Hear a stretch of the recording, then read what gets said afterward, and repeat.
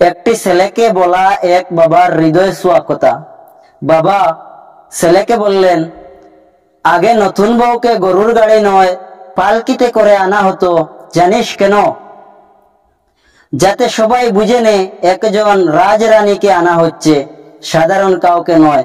পালকি থেকে নামার পরেও সে যেন সারা জীবন এই সম্মানেই থাকে। এটা তো তোর দায়িত্ব।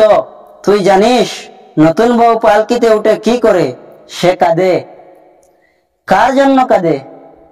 শুধু ফেলে আসা মা বাবার জন্য না, সে কাঁদে অজানা ভবিষ্যতের বয়ে। তোর কাজ হলো এই কান্নাই তার জীবনের শেষ কান্না হয় সেটা নিশ্চিত করা। এরপর সে কাঁদবে মাত্র দুইবার। প্রথম মা হওয়ার আনন্দে, দ্বিতীয় তুই মারা গেলে তোর সুখে। মাঝখানে যত দুঃখ আসবে তুই হবে তার চোখের অশ্রু মুছা হাত। জানিস বউ সবচেয়ে বেশি কষ্ট পায় কিসে? স্বামীর খারাপ ব্যবহারে।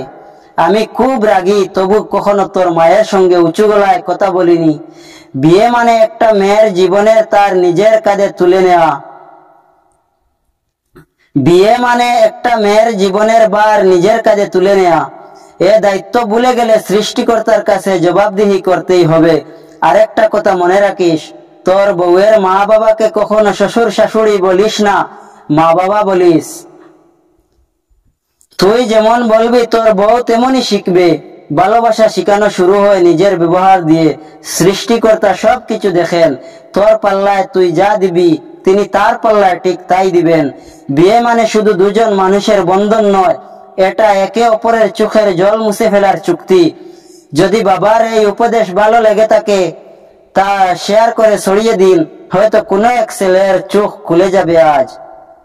প্রিয় বন্ধুগণ, ভিডিওটি বেশি বেশি করে শেয়ার করবা আর কিলা হইলো ভিডিওটা কমেন্ট করিয়া জানাইতে ভুলবা না। আসসালামু আলাইকুম।